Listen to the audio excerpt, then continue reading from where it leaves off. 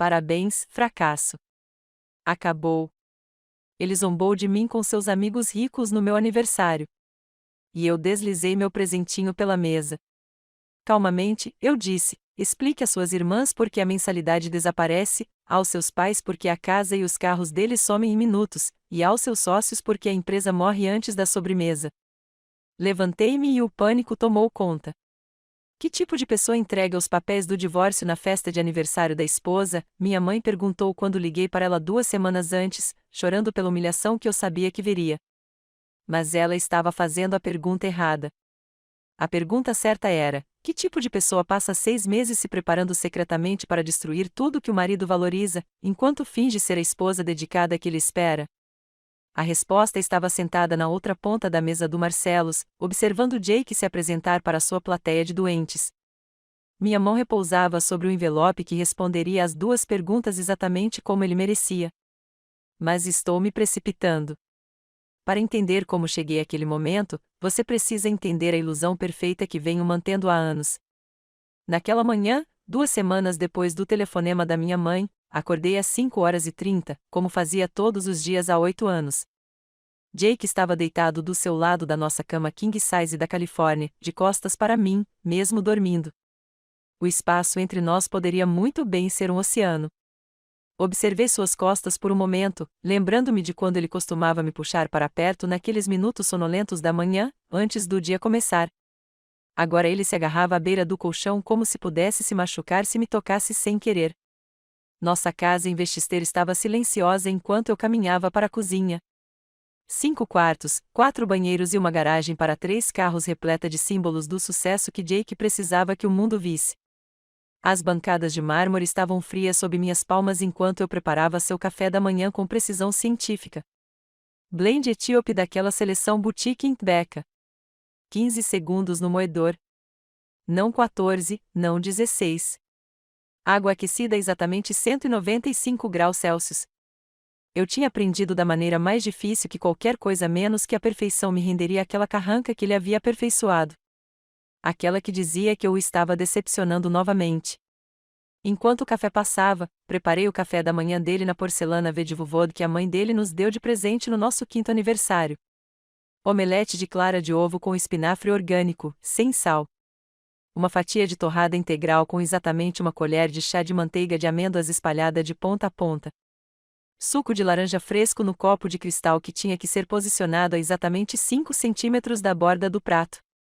O tipo de detalhe que parecia amoroso, a menos que você percebesse que eles eram, na verdade, termos de um contrato tácito, onde meu valor era medido em performances bem-sucedidas. Jake apareceu às 6h45. Seu relógio biológico era tão preciso quanto tudo em sua vida. O terno Tom Ford cinza escuro caía perfeitamente em seu corpo. O sino da turma da Harvard Business School refletia a luz da manhã. Ele sentou-se na ilha da cozinha sem me notar, imediatamente absorto no celular. A reunião com os investidores é às 10h, disse-lhe sem olhar para cima. Cheguem lá às 9h45 para preparar a sala de conferências. Claro, respondi, mantendo o tom neutro que havia aperfeiçoado. Já preparei o material da apresentação. O que eu não disse foi que também passei 3 horas na noite passada depurando o algoritmo que tornou esses retornos impressionantes possíveis. O algoritmo PETIA foi meu bebê. Nascido do meu doutorado em finanças computacionais no MIT, alimentado por incontáveis noites sem dormir de codificação e testes. Mas no mundo de Jake, eu era apenas a mulher que organizava os papéis e servia o café enquanto ele explicava meu trabalho para salas cheias de homens que fingiam entendê-lo. 3 horas depois, eu estava na sala de conferências de vidro do Meridian Capital, organizando pastas de couro em cada assento enquanto Jake testava o controle remoto de apresentação. Em breve, 20 investidores chegariam, homens com mais dinheiro do que imaginação e que dependiam de Jake para torná-los mais ricos. Eles nunca saberiam que os modelos matemáticos que ele apresentaria, as análises preditivas revolucionárias que superaram consistentemente as expectativas do mercado em 12%, tinham se originado na minha mente, não na dele. Lembre-se, disse Jake, ajeitando a gravata no reflexo da janela com vista para Manhattan. Seu apoio administrativo, se alguém perguntar. Não queremos confundir a narrativa. A narrativa. Era nisso que nosso casamento se tornará.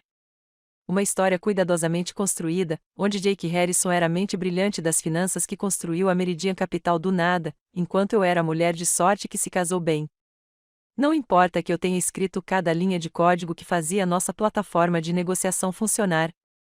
Não importa que eu tenha passado anos desenvolvendo algoritmos capazes de prever micromovimentos do mercado com precisão incrível. Os investidores entraram apertando a mão de Jake com a reverência reservada a alguém que poderia multiplicar sua riqueza.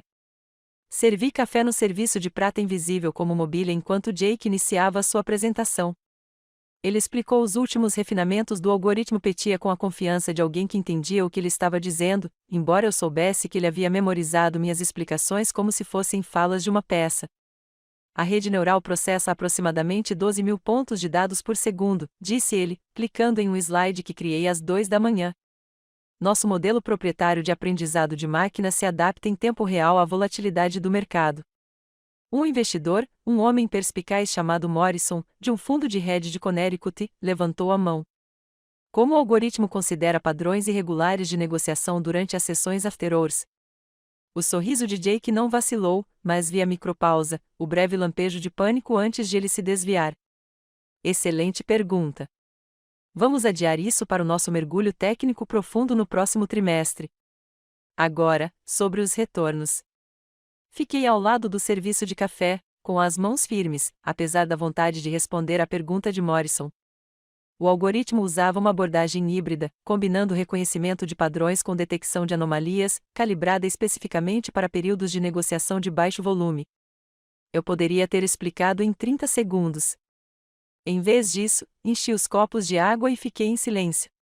Naquela noite, fomos de carro até a casa dos pais de Jake em Greenwich para o nosso jantar semanal em família. A propriedade Harrison se estendia por 1,2 hectare de propriedade impecavelmente cuidada, o tipo de propriedade que sussurrava dinheiro antigo, embora o pai de Jake tivesse feito fortuna no mercado imobiliário comercial há apenas 20 anos. Margaret Harrison nos recebeu na porta, beijando Jake no ar, sem nem perceber minha presença. Lexi, querida, disse ela, o servo, caindo como um cubo de gelo na água morna. Você pode colocar o vinho na cozinha. A sala de jantar estava posta para 8 pessoas. As irmãs de Jake, Emma e Sofia, já estavam lá com seus namorados, ambos estudantes de direito que vinham das famílias certas. A conversa fluía ao meu redor, e não através de mim. Discussões sobre propriedades de férias e oportunidades de investimento que presumiam que eu não tinha nada a contribuir. A festa de noivado da Emma é mês que vem, anunciou Margaret enquanto comia o assado. O clube de campo, claro. O filho da senadora Whitman merece tudo isso. Que maravilha, eu disse. Posso ajudar com? Harrison Sr. riu, interrompendo-me. Lexi, querida, concentre-se apenas em manter meu filho feliz. Deixe as mulheres que entendem dessas coisas cuidarem do planejamento da festa. As mulheres que entendem dessas coisas. Como se eu não estivesse secretamente gerenciando seus portfólios de investimentos por 2 anos, guiando-os em direção a retornos que financiaram todo esse estilo de vida. Eles não tinham ideia de que seu consultor financeiro de confiança, aquele de quem Harrison Sr. se gabava no clube de golfe, estava na verdade me encaminhando tudo para análise e estratégia. Naquela noite, depois do jantar da família Harrison, fiquei acordado, relembrando a risada desdenhosa do pai dele, enquanto Jake roncava ao meu lado. O relógio na minha mesa de cabeceira marcava 3h47 da manhã quando finalmente desisti de dormir e desci para fazer chá de camomila. A cozinha parecia diferente na escuridão, menos como um palco onde eu desempenhava minhas funções domésticas e mais como um espaço onde eu podia realmente pensar. Sentei-me na ilha com meu laptop, com a intenção de revisar algum código, mas em vez disso me vi olhando fotos da minha mãe no Facebook. Ela postou sobre sua reunião do Clube do Livro, sentada com seus amigos na modesta sala de estar de alguém em Ohio, e todos pareciam genuinamente felizes de um jeito que eu não me lembrava de sentir mais. Na manhã seguinte, houve outra apresentação. Mas, desta vez, algo mudou. Jake sentou-se em seu lugar de sempre no balcão do café da manhã, mexendo no celular enquanto eu servia seu prato perfeitamente preparado. Eu estava pensando na cirurgia da minha mãe que estava por vir, em como ela ficaria sozinha naquele pequeno apartamento tentando se virar com um andador. Preciso visitar a mamãe na semana que vem, eu disse, servindo café para ele. A cirurgia de substituição do quadril dela está marcada para quinta-feira. Jake não tirou os olhos da tela. Aquela mulher ainda mora no apartamento alugado, não é? Na idade dela. É constrangedor. Aquela mulher, não minha mãe, não a pessoa que me criou sozinha depois que meu pai morreu. Apenas aquela mulher. Senti meu maxilar apertar enquanto colocava a cafeteira no chão com mais força do que o necessário. Ela vai passar por uma cirurgia grande, Jake. Ela precisa de alguém lá? Então mande dinheiro para uma enfermeira. Não podemos deixar você sumir para Ohio agora. A apresentação do Goldman está chegando. Ele acenou com a mão em sinal de desdém, ainda olhando para o celular. Então, algo na tela o fez sorrir, um sorriso de verdade, não aquele sorriso ensaiado que ele usava para os clientes. Seu polegar se moveu rapidamente, digitando uma resposta para o que quer que tenha causado aquela alegria genuína que eu não via direcionada a mim há meses. Quando ele percebeu que eu estava observando, ele rapidamente apagou tudo o que estava digitando e colocou o telefone para baixo. Na verdade, eu deveria ir cedo hoje, disse ele, abandonando o café da manhã pela metade. O David Lawson está vindo para discutir uma reestruturação técnica. David Lawson. O nome enviou um pequeno sinal de alerta à minha mente, mas Jake já estava subindo as escadas para pegar sua maleta. Ouvi a porta da garagem abrir e fechar, deixando-me sozinha com seus ovos frios e minha crescente inquietação sobre aquela mensagem apagada e o sorriso repentino. 3 dias depois, eu estava em nosso escritório em casa realizando o backup trimestral dos arquivos da Meridian Capitals. Jake insistiu que mantivéssemos cópias pessoais de tudo, paranoico sobre falhas no servidor ou ataques cibernéticos. As unidades externas zumbiam enquanto terabytes de dados eram transferidos, e eu geralmente aproveito esse tempo para revisar o código, verificando se há bugs ou oportunidades de otimização. Mas dessa vez, uma pasta chamou minha atenção, reestruturada em confidencial no Q3. Meu dedo pairou sobre o mouse antes de clicar. Lá dentro, havia documentos datados de 3 semanas atrás que me fizeram gelar o sangue. Um rascunho de comunicado à imprensa anunciou David Lawson como o novo diretor de tecnologia da Meridian Capital. Não consultor, não assessor, mas CTO. Meu papel, ou qual deveria ter sido meu papel se eu tivesse sido reconhecido. O organograma mostrava Jake no topo, David logo abaixo dele e 3 novos sócios do Princeton Yachting Club completando a equipe executiva. Meu nome não apareceu em lugar nenhum, nem mesmo nas notas de rodapé ou no apêndice. O documento final foi pior.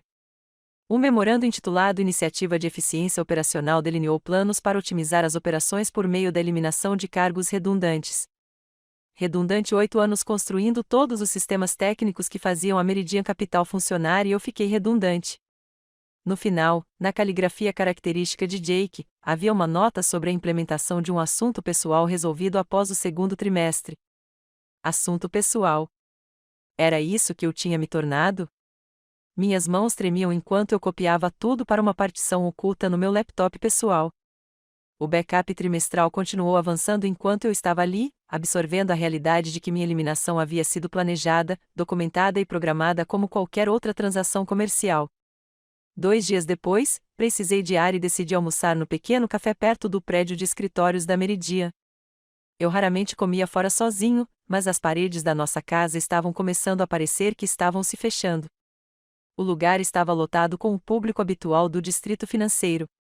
E eu tinha acabado de pedir um sanduíche quando Julia Brennan, secretária de Jake, entrou com outra mulher que eu não reconheci. Eles se sentaram logo atrás de mim, perto o suficiente para que eu pudesse sentir o perfume agressivo de Julia. Peguei meu telefone, fingindo ler enquanto, na verdade, apertava o botão de gravar. Então, a surpresa de aniversário no Marcelos está pronta, disse Julia, com a voz carregada de entusiasmo e fofoca, o que significava que ela estava compartilhando informações privilegiadas. 40 convidados, sala de jantar privativa, tudo. Aniversário de quem? Perguntou a amiga à esposa. Mas não é bem disso que se trata. Jake finalmente está pronto para fazer a mudança que vem planejando. Sabe, a situação que todos nós esperávamos que ele resolvesse. Eles riram e eu senti meu estômago revirar enquanto Julia continuava. A coitada ainda traz o almoço para ele toda terça-feira, como uma dona de casa dedicada dos anos 50. Ela não tem ideia do que está por vir. Todos no escritório sabem sobre Alexandra. Todos, menos ela. Alexandra, o nome me atingiu como água gelada. Mantive a respiração estável, os olhos fixos na tela do celular enquanto gravava cada palavra. Ele realmente vai levar isso adiante? Perguntou a amiga. Ah, com certeza. Ele vem transferindo bens há meses. Quando ela descobrir, não haverá mais nada pelo que brigar. Os garotos de Princeton sempre protegem seu dinheiro. Eles continuaram falando, mas eu já tinha ouvido o suficiente. Paguei pelo meu sanduíche intocado e fui embora, com meu telefone queimando no bolso, com evidências da minha própria destruição programada. Caminhei por uma hora pelas ruas da cidade, deixando o ar de setembro clarear minha mente enquanto as peças do quebra-cabeça se encaixavam. Os textos apagados, as reuniões matinais com David Lawson, os documentos de reestruturação e agora essa Alexandra que todo mundo parecia conhecer, menos eu. Naquela noite, enviei uma mensagem para Raquel Murphy, minha amiga do MIT que agora trabalhava com perícia financeira. Não nos falávamos há 2 anos, mas ela respondeu imediatamente, sugerindo que nos encontrássemos em um bar no Brooklyn na noite seguinte. O lugar que ela escolheu era perfeito, um bar perto do Naviard, onde banqueiros e suas esposas jamais se aventurariam.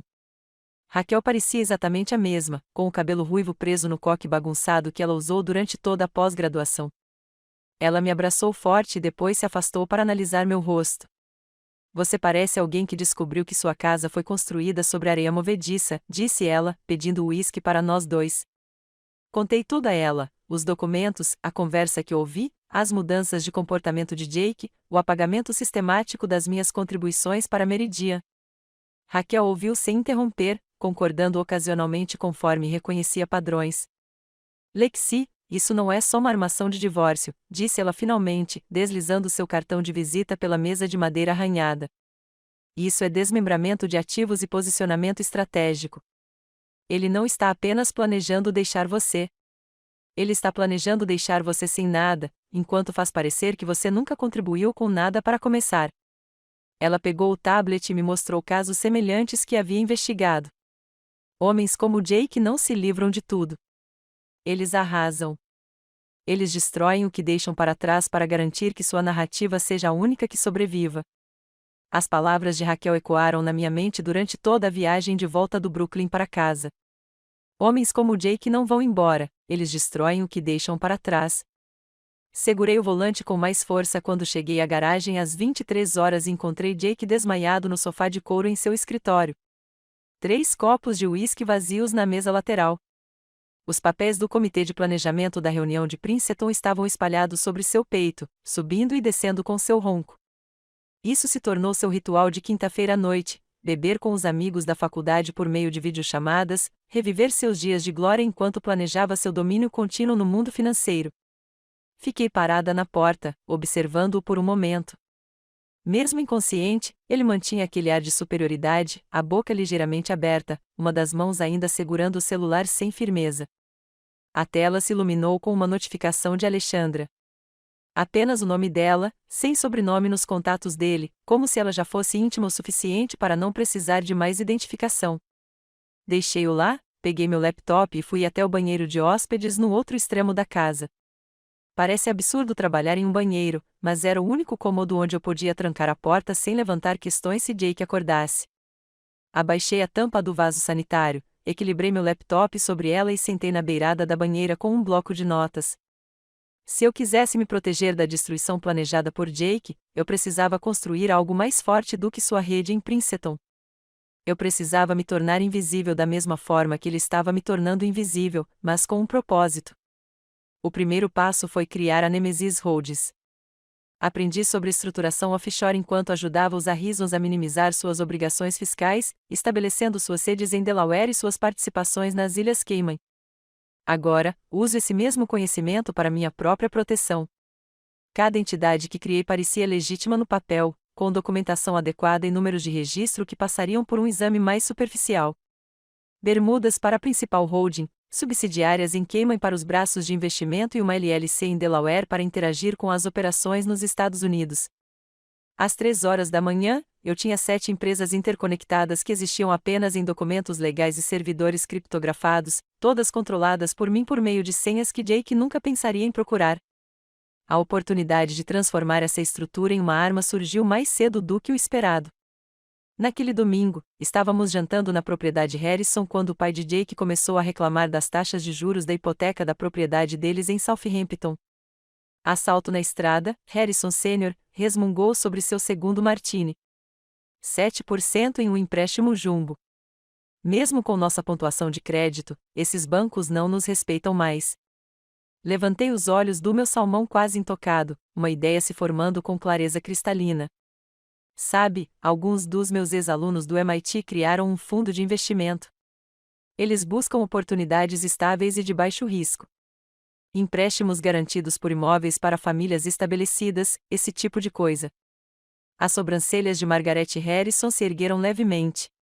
Era a primeira vez em meses que ela demonstrava interesse em algo que eu dizia. Sério? Que tipo de termos?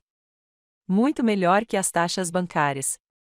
Talvez 4,5% de flexibilidade nos cronogramas de pagamento. Eles preferem trabalhar com pessoas em quem confiam. Mantive a voz casual enquanto cortava outro pedaço de salmão. Posso fazer uma apresentação, se você quiser.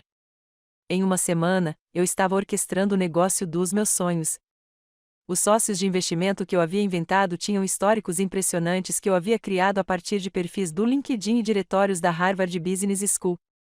Criei endereços de e-mail, números de telefone que encaminhavam para telefones descartáveis e até pedi para um amigo do MIT se passar por um dos sócios para uma breve ligação telefônica com o advogado de Harrison.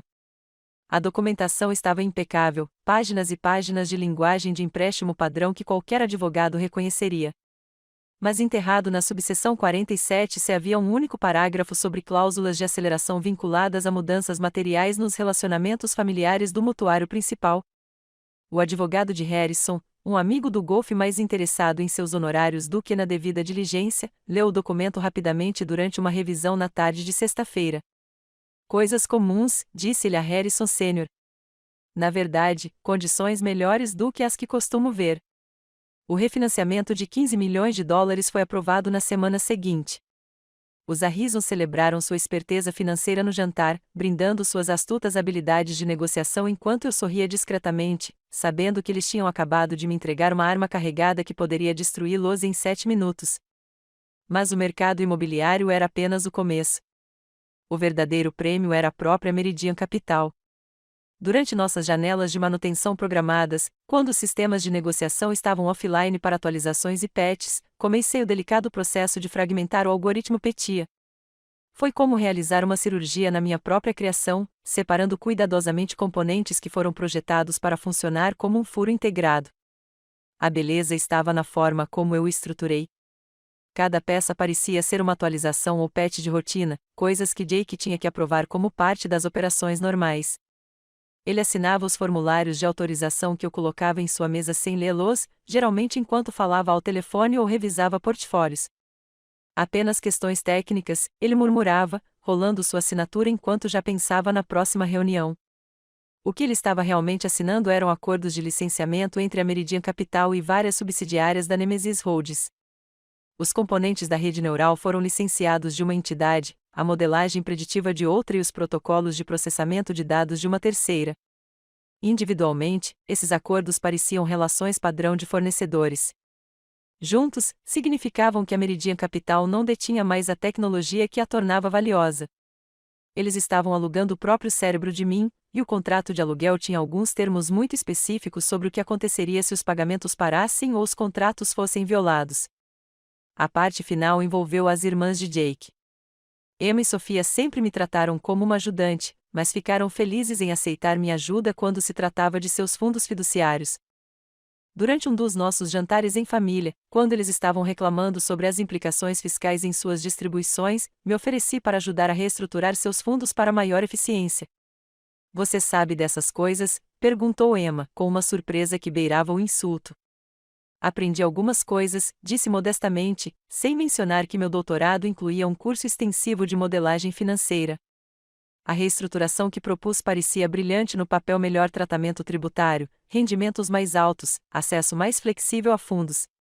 O que eles não perceberam foi que seu pai teve que assinar como fiador de certas obrigações. Obrigações intrinsecamente vinculadas aos seus empréstimos imobiliários por meio de uma complexa rede de cláusulas de inadimplência cruzada. Uma peça de dominó caiu. Todas cairiam. Você é tão gentil em nos ajudar, disse Sofia, beijando minha bochecha no ar depois de assinar os papéis. Especialmente considerando sua origem. Minha história.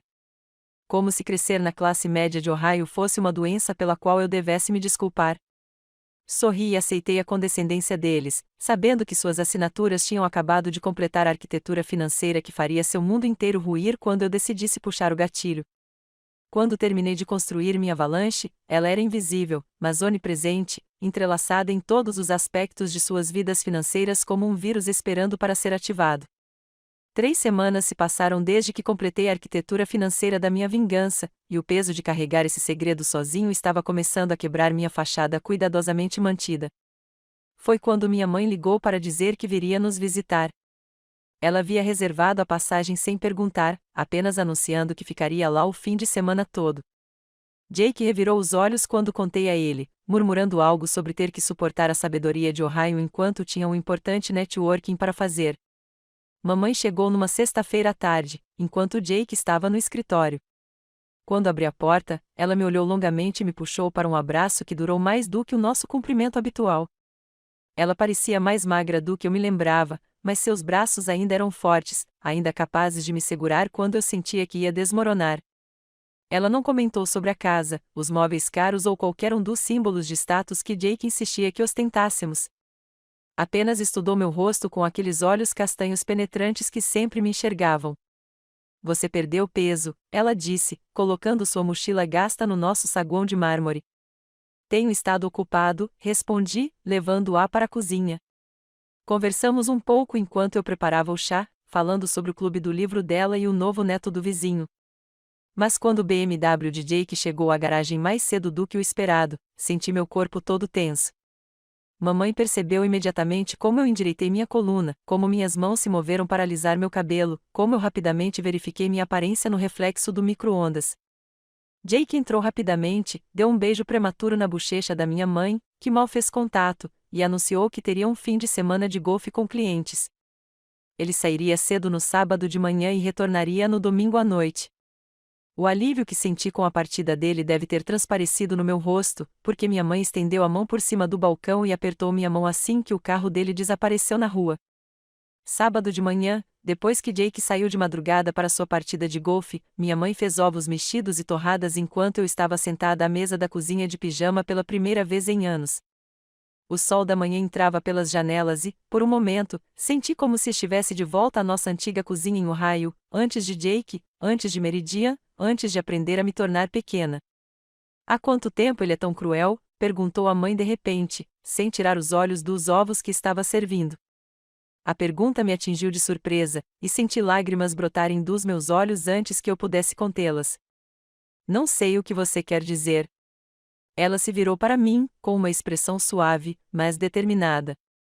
Querida, eu vi você se encolher quando o carro dele parou ontem. Você se ajeitou 3 vezes antes de ele entrar. Você se desculpou pela marca de chá da sua própria casa. Então, estou perguntando de novo quanto tempo? A barragem se rompeu. Contei tudo a ela em meio a soluços sufocados, o apagamento sistemático de Meridian, o Princeton Boys Club que me substituiu, as conversas ouvidas sobre Alexandra, o planejamento do divórcio que descobri. Mamãe ouviu sem interromper, ocasionalmente estendendo a mão para apertar minha mão ou empurrar lenços de papel sobre a mesa. Quando terminei, ela ficou em silêncio por um longo momento. Seu pai teve uma primeira esposa, disse ela finalmente. Antes de mim. Ela esperou demais para ir embora, continuava pensando que as coisas iriam melhorar, que ele mudaria. Quando finalmente conseguiu sair, tinha perdido tudo, não só o dinheiro, mas a si mesma. Ela se levantou e me ajudou a ficar de pé. Vamos preparar uma mochila para você, só por precaução. Passamos a tarde enchendo uma pequena mala com itens essenciais, roupas, cópias de documentos importantes que eu estava reunindo e dinheiro que eu estava sacando lentamente em pequenas quantias. Mamãe me ajudou a escondê-lo atrás de um velho equipamento de esqui no depósito do porão, um lugar onde Jake nunca se aventurava. Quando estiver pronto para ir, disse ela. Me ligue. Dia ou noite, estarei aqui. Na terça-feira depois que minha mãe saiu, eu estava trabalhando em casa quando a campainha tocou. O entregador estava lá com um buquê elaborado de pianinhas. Rosa claro e branco, que deviam ter custado uma fortuna. Eu já tinha mencionado, anos atrás, que as flores de amor eram as minhas menos favoritas.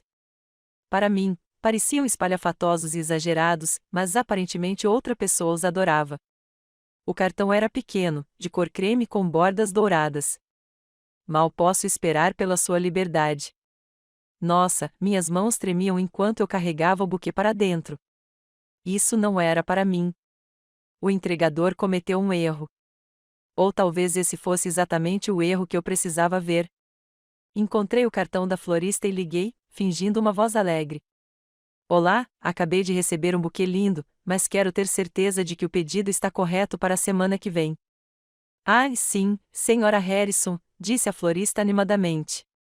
O arranjo semanal do Sr. Harrison para a senhora Alexandra Thornton. Devemos continuar entregando no Ritz-Carlton no centro da cidade ao 12h47? Perfeito, consegui dizer. No mesmo horário, todas as terças-feiras, às 14 horas, como sempre. Ele tem sido tão consistente nos últimos 6 meses. A senhorita Thornton tem sorte de ter uma amiga tão dedicada. 6 meses.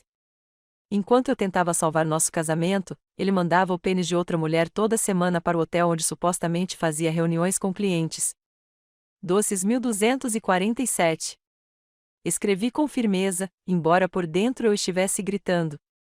2 semanas depois, Jake insistiu que eu acompanhasse ao jantar dos ex-alunos de Princeton. Precisamos apresentar uma frente unida, disse ele, sem perceber a ironia.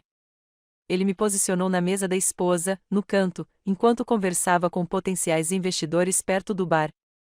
Sentei-me entre a terceira esposa de um cirurgião plástico e a namorada de um gestor de fundos de hedge, que não devia ter mais de 22 anos. Ambas discutiam sobre casas de férias enquanto eu comia salmão no meu prato. Então ouvi a voz de Jake ecoando pela sala. Alguém havia perguntado sobre o algoritmo de Meridian e Jake estava explicando meu trabalho, incluindo os modelos matemáticos específicos que desenvolvi durante meu doutorado.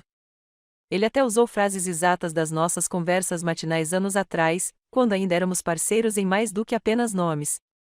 Eu me forcei a sorrir e concordar quando a esposa do cirurgião plástico perguntou se eu estava orgulhosa do sucesso do meu marido. Do outro lado da sala, cruzei com o olhar de Thomas Morrison, meu antigo professor do MIT que foi meu orientador na dissertação. Ele estava parado perto do bar, e o olhar que me lançou era de total compreensão. Ele sabia exatamente de quem era o trabalho que Jake estava descrevendo. Ele ergueu o copo d'água levemente na minha direção. Um reconhecimento silencioso da verdade que ambos sabíamos, mas não podíamos falar naquela sala cheia de aliados de Jake. No dia seguinte, dirigi até o depósito que aluguei em uma das minhas Nemesis Holdings LLC. Lá dentro, criei uma espécie de centro de comando. Caixas de banco enfeitavam as paredes, cada uma cuidadosamente etiquetada e contendo diferentes aspectos das minhas evidências. Documentos financeiros mostrando a remoção sistemática do meu nome de patentes e contratos. E-mails impressos entre Jake e seu advogado discutindo a estratégia de saída mais limpa. A conversa gravada na cafeteria onde Julia riu da minha ignorância. Passei horas configurando os gatilhos automatizados que executariam tudo simultaneamente quando ativados. Cada envelope foi preparado, lacrado e etiquetado. Um para a SEC, contendo evidências da deturpação de Jake perante os investidores, um para a empresa de hipotecas de Harrison Sr., com o aviso de aceleração, um para o escritório de assistência financeira de Yale, congelando os fundos fiduciários, e um especial para Jake, contendo apenas 7 linhas que explicariam exatamente como seu império dependia de sistemas que ele nunca se dera ao trabalho de entender. Tranquei o depósito e dirigi para casa com o envelope lacrado guardado em segurança na minha bolsa para laptop. Hoje era meu aniversário de 32 anos, embora Jake não tivesse mencionado isso nenhuma vez esta manhã. Em vez disso, ele me lembrou 2 vezes sobre o jantar no Marcelos, insistindo que eu estivesse pronta às 7 em ponto. A pretensão de comemoração ao planejar minha execução pública teria sido ridícula se não fosse tão cruel. Quando cheguei em casa às 4h30, Jake já estava lá, em pé no nosso quarto com 3 vestidos dispostos na cama. A presença dele no nosso armário, mexendo nas minhas roupas, parecia uma violação. Ele ergueu um vestido vermelho de festa que eu usará na festa de Natal da empresa no ano passado, analisando-o com o olhar crítico de quem seleciona acessórios para uma apresentação. Use algo sofisticado hoje à noite, disse ele, sem olhar para mim. Não aquele preto que você sempre usa. Teremos gente importante lá. Peguei o vestido preto simples e justo do meu lado do armário, aquele que ele tinha acabado de descartar. Era elegante em sua simplicidade. Comprado com meu próprio dinheiro antes de nos casarmos. De uma época em que eu me vestia para mim mesma e não para as expectativas dele. Acho que vou usar este. Ele se virou para mim, com o maxilar tenso como sempre acontecia quando eu o desafiava de alguma forma. Lexi, eu só disse. É meu jantar de aniversário, não é? Interrompi, encarando-o com firmeza. Eu deveria usar o que me deixa confortável. Algo brilhou em seu rosto. A surpresa pode ser o seu cálculo. Ele não esperava uma reação. Não está à noite. Quando ele pensou que eu estava caminhando cegamente para sua armadilha, ele deu de ombros e voltou para o seu lado do armário, tirando seu terno Armani azul marinho. Fiquei sentada na minha penteadeira aplicando maquiagem enquanto ele se vestia, observando-o no espelho enquanto ele fechava suas abotoaduras. Eram de platina nova, com pequenas safiras que refletiam a luz. Eu nunca os tinha visto antes, mas reconheci a caixa de joias em sua comoda, da Cartier, a mesma loja onde Alexandra Thornton havia postado fotos no Instagram no mês passado. Embora Jake não soubesse que eu a havia procurado depois de descobrir as pianis. Essas abotoaduras são lindas, eu disse, aplicando o rímel com a mão firme. Você é um presente de um cliente, ele respondeu rápido demais, sem me olhar nos olhos pelo espelho. Por fechar o negócio com a Patterson. O negócio com a Patterson havia sido fechado 3 meses antes, mas não comentei isso. Em vez disso, peguei a bolsa do meu laptop e transferi o envelope preto para minha bolsa de noite, sentindo seu peso como uma arma carregada.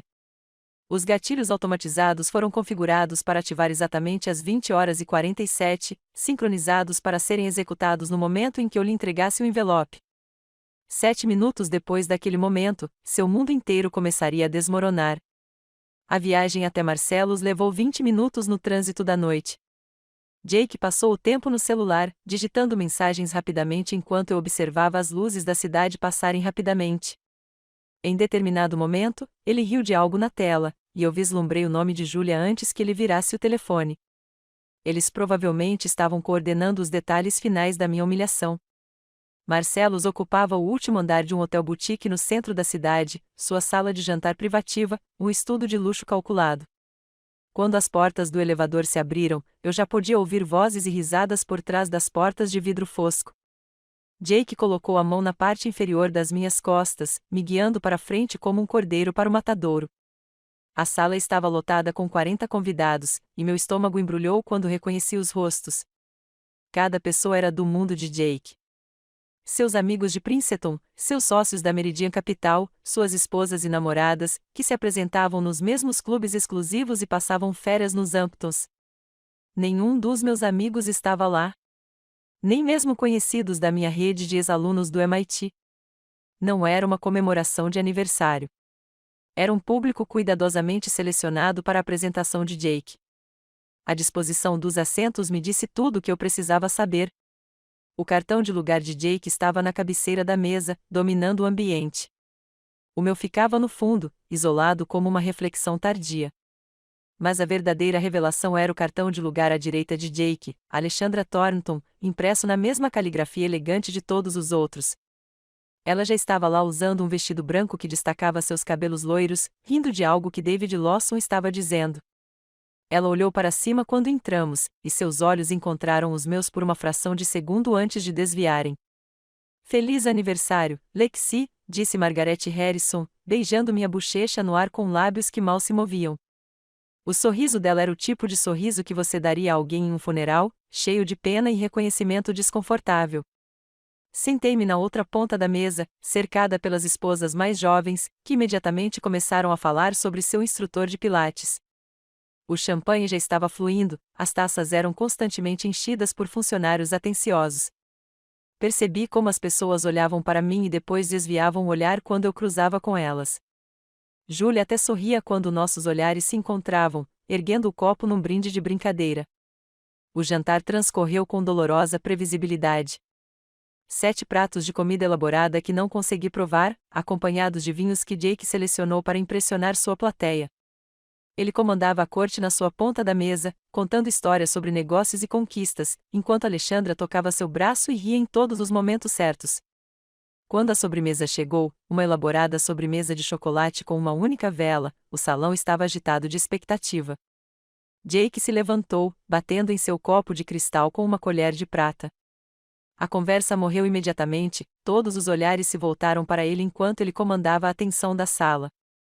Ele parecia confiante, poderoso, exatamente o homem de sucesso que sempre quis ser. Seu sorriso era a coisa mais fria que eu já tinha visto. Antes de brindarmos ao aniversário do Lex, ele começou, com a voz carregada daquele tom peculiar de quem está prestes a soltar uma piada. Tenho um anúncio a fazer.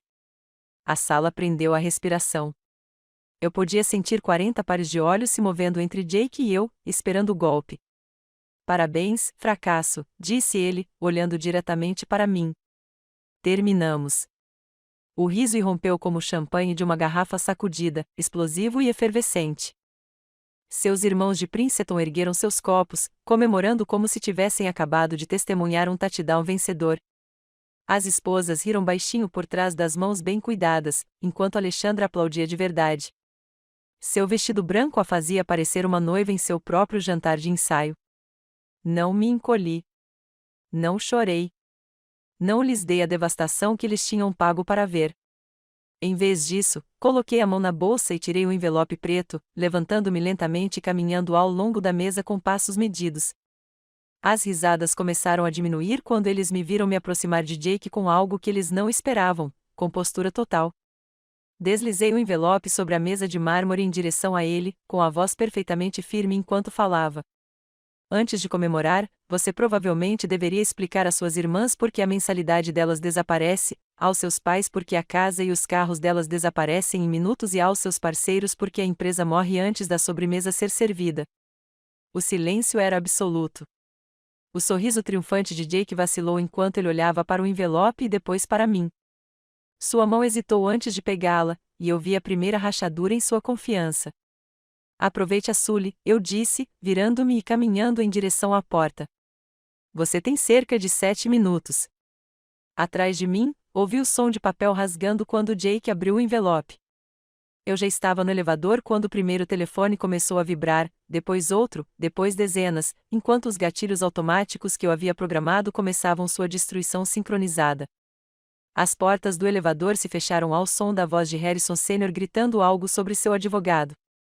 Passei pelo saguão do Marcelo e saí para o ar fresco da noite, meus saltos batendo no pavimento enquanto eu caminhava até meu Tesla estacionado do outro lado da rua. Lá dentro, abri meu laptop e vi os painéis que eu havia configurado acenderem com mensagens de confirmação.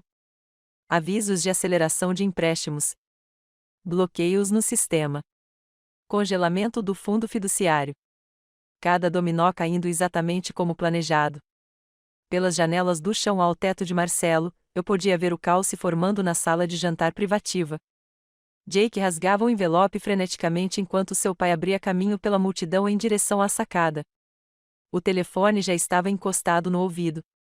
Pelo para-brisa do meu Tesla, observei o veterano Harrison andando de um lado para o outro, seu braço livre balançando freneticamente enquanto gritava para quem quer que tivesse o azar de atender seu chamado. Naquela hora, Margaret Harrison derrubou uma bandeja inteira de taças de champanhe na pressa de pegar o telefone, e o cristal se espatifou no chão de mármore de Marcelo como diamantes espalhados. O som deve ter sido tremendo, embora eu não conseguisse ouvi-lo da minha posição do outro lado da rua. Liguei o carro e dirigi até minha casa Brownstone no Brooklyn, a mesma que eu havia comprado na Nemesis Roads 14 meses antes. Jake nunca soube da existência deste lugar. Ele achava que eu passava as noites ocasionais no apartamento da minha mãe ou em hotéis baratos quando dizia que precisava de espaço. O prédio de 3 andares ficava em uma rua tranquila e arborizada em Park Slope, longe o suficiente do distrito financeiro de Manhattan para que ninguém do Jake Circle pudesse tropeçar nele acidentalmente. Este era meu santuário, mobiliado de forma simples, mas confortável, com peças que eu mesmo escolhi, pagas com honorários de consultoria que Jake nunca soube que eu ganhava revisando códigos para startups sob um pseudônimo. Uma vez lá dentro, coloquei meu laptop na mesa da cozinha e abri os painéis de monitoramento que havia configurado. O número de chamadas perdidas no meu telefone já havia chegado a 47, mas eu o coloquei no modo silencioso e com a tela voltada para baixo. A verdadeira história estava se desenrolando na minha tela em fluxos de dados em tempo real e registros do sistema que pintavam um quadro de colapso operacional completo. A plataforma de negociação primária da Meridian Capitals ficou fora do ar exatamente às 20 horas e 54, 7 minutos depois de eu ter entregue o envelope a Jake. Os sistemas de backup tentaram se envolver, mas ficaram bloqueados por uma autenticação biométrica que não conseguiram ignorar. Os portais dos clientes exibiam mensagens de erro em idiomas que alternavam aleatoriamente, do mandarim ao sueco e ao árabe. Um pequeno detalhe que adicionei simplesmente porque podia. David Lawson enviava e-mails cada vez mais frenéticos para a equipe de desenvolvimento, cada um mais desesperado que o anterior, exigindo que alguém explicasse por que ele não tinha acesso administrativo aos sistemas que ele supostamente controlava. Raquel me enviava atualizações criptografadas a cada poucas horas. A propriedade Harrison em Southampton havia recebido um aviso de aceleração imediata do empréstimo. A empresa hipotecária estava iniciando um processo de execução hipotecária que colocaria o imóvel em recuperação judicial dentro de 10 dias, a menos que 14 milhões de dólares aparecessem imediatamente. O escritório de assistência financeira de Yale congelou as contas de Emma e Sofia depois que seus pagamentos do fundo fiduciário foram revertidos. Ambas as irmãs estavam atualmente bloqueadas de seus portais estudantis, incapazes de acessar notas, históricos escolares ou até mesmo suas contas de e-mail da universidade. Preparei uma xícara de chá e sentei-me na sala de estar, cercada pelo silêncio abençoado de um espaço que me pertencia inteiramente. Sem encenações, sem fingimentos, sem pisar em ovos, sem se perguntar que humor Jake traria para casa. Não me passou despercebido que, ao destruir o mundo deles, finalmente encontrei paz no meu. Por 3 dias, mantive esse silêncio, observando o império deles ruir por meio de pontos de dados e falhas no sistema, enquanto ignorava as mensagens de voz cada vez mais desesperadas que enchiam meu telefone. Na manhã do 4º dia, minha campainha tocou às 6 horas e 43. Através da câmera de segurança que eu havia instalado, vi Jake parado nos degraus da minha casa de arenito. Ele parecia uma pessoa completamente diferente do homem que estivera triunfantemente no Marcellus apenas 72 horas antes. Seu terno Armani estava amassado e manchado, o mesmo da festa. Seu anel de formatura de Princeton estava visivelmente ausente de seu dedo, provavelmente penhorado para ganhar dinheiro fácil.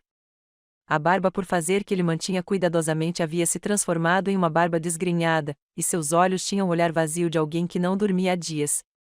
Abri a porta, mas não o convidei a entrar, deixando-o ficar no degrau enquanto eu permaneci na porta, com uma caneca de café na mão. A manhã estava fria, e notei que ele estava tremendo levemente em seu paletó amassado. Por favor, disse ele, e a palavra pareceu machucá-lo fisicamente. Saiu rouca e estranha, como se sua boca nunca tivesse formado aquelas sílabas antes. Esse homem que comandava salas de reunião e dominava conversas não conseguia nem olhar para mim enquanto estava parado na minha porta como um mendigo. Por favor, o quê, Jake? Perguntei, tomando um gole do meu café. A empresa faliu. Tudo está congelado. Meus pais estão perdendo a casa. Emma e Sofia não podem se formar. A SEC está me investigando pessoalmente por deturpação de ativos tecnológicos para investidores. Sua voz falhou na última palavra. Só me diga o que você quer. Me diga como consertar isso. Você não pode consertar isso, respondi simplesmente. Você só pode viver com as consequências das suas escolhas, assim como esperava que eu vivesse com as minhas. Ele enfiou a mão no bolso do paletó e tirou um envelope amassado. Meu advogado mandou eu te entregar isso. O cabeçalho da carta da Fuller & Associates era impressionante, assim como a espessura do pacote. 23 páginas de ameaças legais alegando extorsão, roubo de segredos comerciais, inflição intencional de sofrimento emocional e várias outras interpretações criativas do direito penal. Sorri enquanto folheava o documento, reconhecendo a linguagem desesperada de advogados que sabiam que não tinham caso, mas precisavam justificar seus honorários. Você deveria ir, eu disse a Jake, começando a fechar a porta. Isso não acabou, disse ele, recuperando um resquício de sua antiga arrogância. Meus advogados vão destruir você. Naquela tarde, encaminhei o pacote da Fuller and Associates para Catherine Blackwood, minha advogada na Blackstone Legal. Catherine era brilhante, implacável e estava se preparando para esse cenário exato há meses. Em 2 horas, ela elaborou uma resposta que incluía documentação provando que eu era dono de todas as linhas de código nas quais a Meridian Capital confiava. Ela anexou a gravação de áudio do café onde Julia discutiu o plano de Jake de cortar Lexi completamente assim que os investidores estivessem garantidos. Ela incluiu e-mails entre Jake e David Lawson planejando minha demissão. Todas as ameaças que a Fuller and Associates fez se tornaram evidências da tentativa de Jake de roubar minha propriedade intelectual. 2 dias depois, minha campainha tocou novamente. Desta vez, a câmera de segurança mostrou Alexandra Thornton parada na minha escada. Ela usava jeans e um suéter simples, o cabelo loiro preso em um rabo de cavalo. O vestido branco e a maquiagem impecável do Marcellus já não existiam mais. Ela parecia mais jovem, mais vulnerável e surpreendentemente nervosa. Abri a porta, mas novamente não a convidei para entrar. Não estou aqui como se fosse nada para o Jake, disse ela rapidamente. Estou aqui porque tenho reunido evidências de suas negociações fraudulentas com as carteiras dos meus clientes. Ele tem usado minha posição no Goldman para acessar informações privilegiadas. Ela estendeu um pendrive. Está tudo aqui. Registros comerciais, e-mails, conversas gravadas onde ele discute explicitamente o uso de informações materiais não públicas. Observei-a por um momento. Por que você me daria isso? Porque ele destruiu a minha carreira do mesmo jeito que tentou destruir a sua. A única diferença é que você viu o que estava acontecendo e reagiu. Ela fez uma pausa. Pensei que talvez pudéssemos trabalhar juntos. Peguei o pendrive, mas balancei a cabeça. Eu agradeço, mas não preciso de uma aliança. Tenho tudo o que preciso para garantir que Jake enfrente as consequências apropriadas. Coloquei a mão no bolso e entreguei a ela um cartão de visita. Aqui é o investigador da SEC que está me ligando. Ele ficaria muito interessado no que você documentou. Alexandra pegou o cartão, assentiu uma vez e foi embora. Fechei a porta e voltei para o meu laptop, onde mais uma dúzia de alertas do sistema confirmaram que o mundo de Jake continuava seu colapso metódico. A demolição estava completa, e eu nem precisei sair do meu apartamento para ver tudo acontecer. Fechei a porta atrás de Alexandra e voltei para meu laptop, onde Catherine Blackwood tinha acabado de enviar um e-mail marcado como urgente. O Conselho da Meridian Capital convocou uma reunião de emergência para amanhã de manhã, às 9 horas.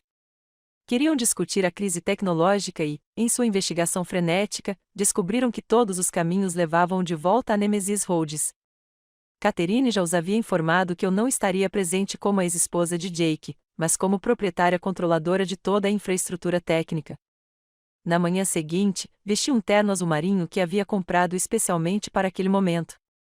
Nada de grife, nada chamativo, apenas profissionalmente elegante, de um jeito que demonstrava que eu estava falando sério.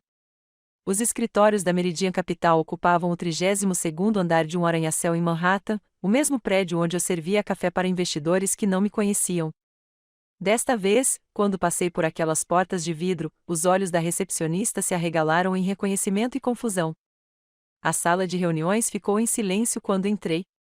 7 membros do conselho estavam sentados ao redor da mesa de mogno polido, incluindo Jake, que parecia ter envelhecido 5 anos na semana anterior.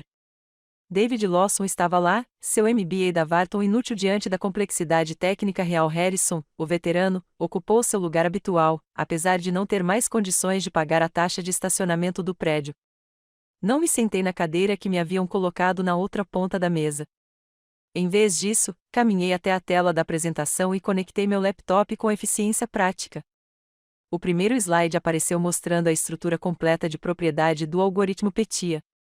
Senhores, comecei a notar como eles se encolheram diante do meu discurso formal. Vocês convocaram esta reunião para discutir a crise tecnológica de vocês. Deixem-me esclarecer a posição de vocês. Cada linha de código da qual a Meridian Capital depende pertence à Nemesis Holdings, que é de minha propriedade integral. Os contratos de licenciamento sob os quais você estava operando expiraram no momento em que Jake anunciou publicamente nosso divórcio em Marcelos, acionando a cláusula de moralidade na subseção 12. Cliquei no próximo slide que mostrava todos os pedidos de patente datados e registrados em meu nome antes da Meridian Capital existir. Criei o algoritmo PETIA durante meu doutorado no MIT. As patentes foram registradas sob meu nome de solteira, Lexington Brooks, e é por isso que sua diligência nunca as encontrou. O membro do conselho, Marcus Webb, um capitalista de risco de cabelos grisalhos que sempre foi o mais pragmático do grupo, inclinou-se para a frente. O que você quer? Sorri e avancei para o próximo slide. Você tem duas opções. Opção 1, me reconhecer como fundador e acionista majoritário da Meridian Capital, com 70% do capital com base na avaliação da propriedade intelectual que criei. Jake fica com 5%. O conselho divide os 25% restantes. Opção 2, vendo tudo para parceiros quânticos por centavos de dólar e você explica aos seus investidores por que os portfólios deles agora não valem nada. Isso é extorsão, Jake disparou, recuperando a voz pela primeira vez. Não, respondi calmamente. Isso é capitalismo. Eu tenho algo que você precisa. Estou me oferecendo para vender por um preço justo. O fato de você nunca ter se preocupado em garantir a propriedade da tecnologia fundamental da sua empresa não é um problema meu para resolver. O conselho trocou olhares. Eles estavam presos e todos na sala sabiam disso. Sem a PETIA, a Meridian Capital seria apenas mais uma empresa de investimentos com escritórios agradáveis e nenhuma vantagem competitiva. Precisamos de tempo para discutir, disse Webb cuidadosamente. Você tem 1 hora, respondi, fechando meu laptop. Meu advogado está esperando no saguão com os contratos. Decida rápido, porque a Quantum Partners está ansiosa para adquirir esses ativos. Passei aquela hora em um café do outro lado da rua, observando pela janela enquanto mensageiro após mensageiro chegava ao prédio, provavelmente advogados e consultores sendo convocados para uma consulta de emergência. Quando voltei, os contratos estavam assinados. Agora eu era o sócio majoritário da empresa que construí do zero. 3 dias depois, o Wall Street Journal publicou sua investigação. As manchetes ocuparam a primeira página da seção de negócios. O gênio fantasma que construiu e reconstruiu a Meridian Capital. A repórter, Susan Tin, tinha feito sua lição de casa. Ela entrevistou o professor Morrison do MIT, que confirmou que eu era o único criador do algoritmo PETIA. Ela conversou com ex-funcionários que se lembravam de mim programando a noite toda enquanto Jake participava de eventos de networking. A linha do tempo foi devastadora, mostrando como cada um dos principais sucessos da Meridian correspondia às melhorias que eu havia feito no algoritmo, enquanto meu apagamento sistemático dos registros da empresa coincidiu com a chegada de Jake à sua rede em Princeton. O artigo incluía uma foto da minha formatura no MIT, com meu orientador de doutorado ao lado de um quadro de apresentação mostrando a estrutura inicial do PETIA. Ao lado, havia uma foto recente de Jake em uma conferência do setor, apresentando meu trabalho como uma inovação sua. O contraste era contundente. Meu telefone vibrou com pedidos de entrevista da CNBC, Bloomberg e Forbes, mas recusei todos. A verdade agora era pública, e eu tinha trabalho mais importante a fazer. Agendei uma reunião com a Quantum Partners, não como um vendedor desesperado, mas como alguém com ativos para alavancar. Nós nos encontramos na sala de conferências deles, com vista para o Central Park, a mesma sala onde Jake certa vez havia proposto uma parceria que eles haviam recusado. 40 milhões pelo algoritmo completo da PETIA, declarei simplesmente. Licença não exclusiva com cláusula de não concorrência de 5 anos para o setor financeiro. Eles concordaram em 10 minutos. A transferência bancária foi confirmada na hora do almoço. Naquela tarde, assinei o contrato de locação dos escritórios da Athena Financials, 6 andares abaixo, onde a Meridian Capital estava começando sua espiral de morte. Eu já havia recrutado minha equipe, a doutora Sarah Coro, que o Federal Reserve havia preterido em promoções 3 vezes, apesar de seu trabalho inovador em modelagem de política monetária. Jéssica Martinez, cujos algoritmos revolucionários de avaliação de risco foram creditados ao seu supervisor na Goldman. Amy Patterson, uma programadora cujas inovações em negociação de alta frequência renderam milhões para empresas que se recusaram a promover seu desenvolvedor Beyond Júnior. Enquanto estávamos em nossos novos escritórios, observando o horizonte da cidade, Sarah ergueu sua caneca de café em um brinde aos esquecidos e subestimados. Enquanto celebrávamos nosso início, Jake enfrentava seu fim. A investigação da SEC havia revelado anos de deturpação de informações junto aos investidores. Com as evidências de Alexandra, eles tinham provas de uso de informação privilegiada.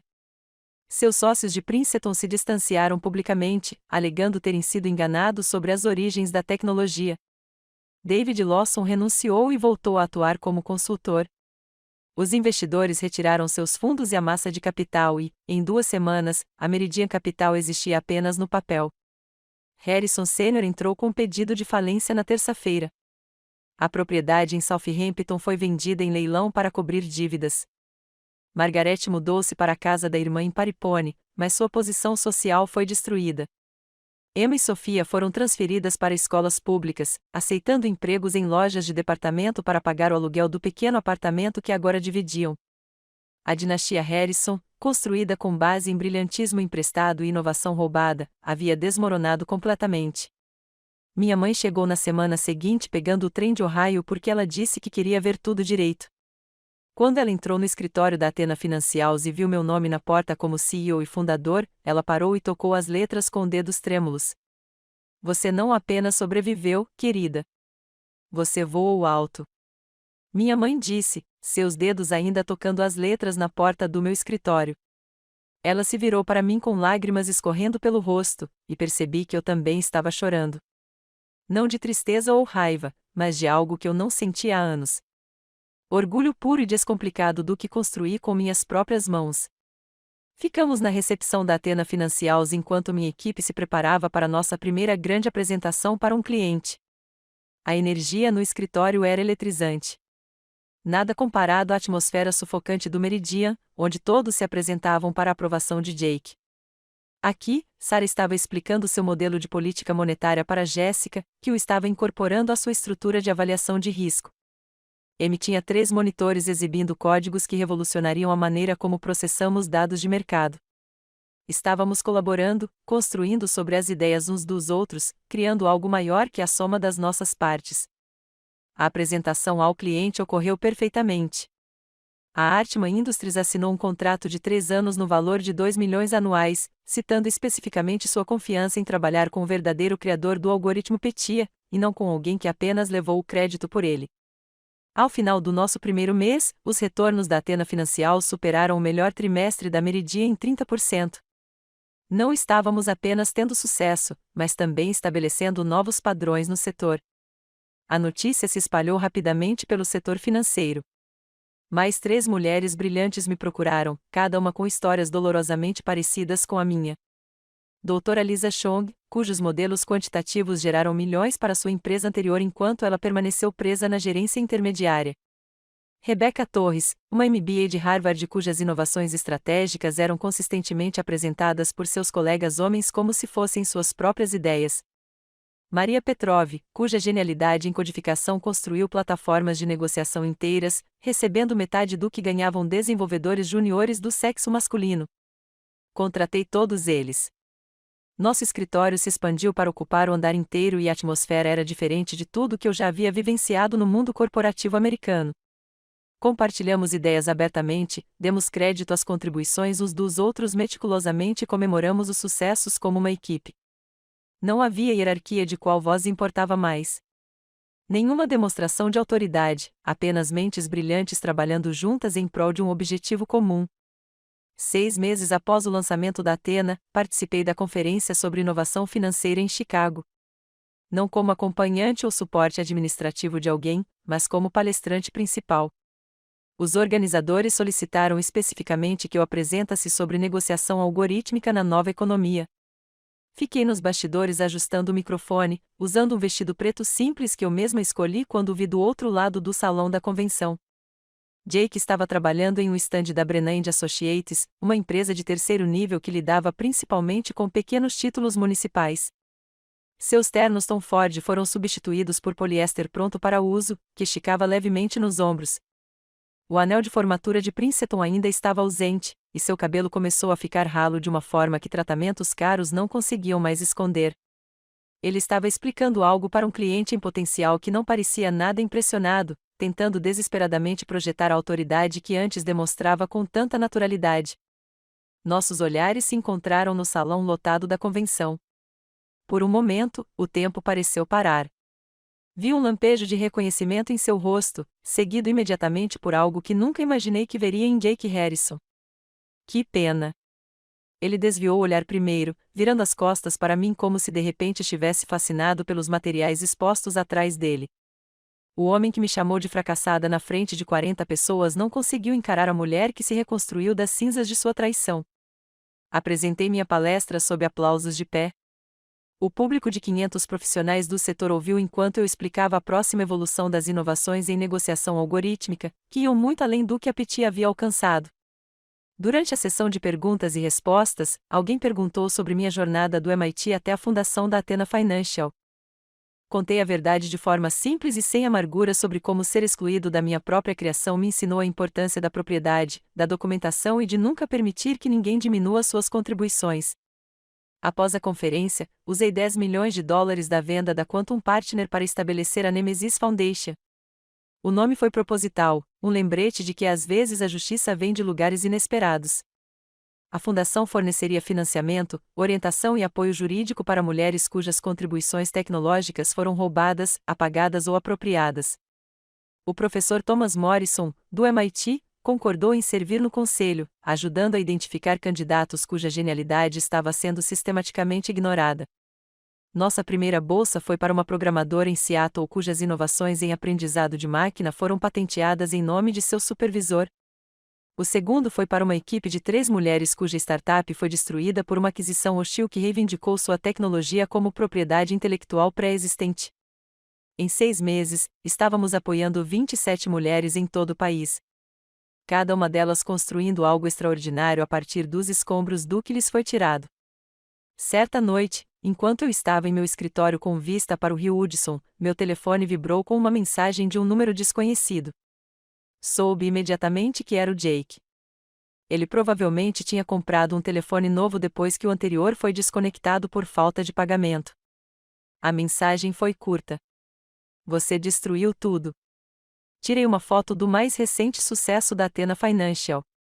Nossa matéria na Forbes é sobre uma das 10 empresas financeiras mais inovadoras dos Estados Unidos e a enviei como resposta. Então apaguei o número dele e o bloqueei, sentindo que o último fio que nos conectava finalmente havia se rompido. De certa forma, ele estava certo. Eu havia destruído tudo. Tudo construído com base em mentiras, roubo e no apagamento sistemático das minhas contribuições. Mas daquela destruição, construí algo infinitamente melhor. Liguei para minha mãe, que atendeu ao primeiro toque, como sempre. Mãe, estou procurando apartamentos perto de mim. Tem um lindo apartamento de 2 quartos no meu prédio com vista para o rio. Tem um cantinho de leitura perfeito para as reuniões do seu clube do livro por vídeo. Sua inspiração profunda me disse tudo. Lexi, eu não podia me dar ao luxo de. Mãe, eu posso pagar. Nós podemos pagar. Você me apoiou em tudo. Deixe-me retribuir. Enquanto ela chorava lágrimas de felicidade do outro lado da linha, olhei para meu reflexo na janela escura. A mulher que o encarava não era a esposa invisível que serviu o café enquanto outros reivindicavam seu trabalho. Ela não era a vítima que foi humilhada publicamente em seu próprio jantar de aniversário. Ela era alguém que pegou o pior momento de sua vida e o transformou na base de algo extraordinário. A melhor vingança que descobri não foi apenas recuperar o que foi roubado ou assistir à queda daqueles que o injustiçaram. Eles estavam construindo algo tão magnífico que a traição deles se tornou apenas uma nota de rodapé na sua história de sucesso. Jake pensou que estava encerrando minha história naquela noite na casa do Marcelo. Em vez disso, ele me libertou para escrever uma melhor, cercada de mulheres brilhantes que entendiam que, às vezes, a coisa mais poderosa que você pode fazer é se recusar a permanecer invisível. Meu telefone vibrou com e-mails de clientes em potencial, ofertas de parceria e solicitações de entrevistas. O amanhã trará novos desafios, novas oportunidades para transformar a Athena Financial em algo ainda maior. Mas esta noite, eu simplesmente fiquei em pé no meu escritório, observando as luzes da cidade brilharem lá embaixo. Finalmente em paz com a jornada que me trouxe até aqui. Esta história de vingança calculada prendeu você a cada palavra. Clique em curtir agora mesmo. Minha parte favorita foi quando Lexi deslizou aquele envelope preto sobre a mesa de mármore do Marcelos, sabendo que ela tinha acabado de desencadear 7 minutos de destruição financeira total. Qual foi o seu momento favorito? Deixe nos comentários abaixo. Não perca mais histórias emocionantes como esta.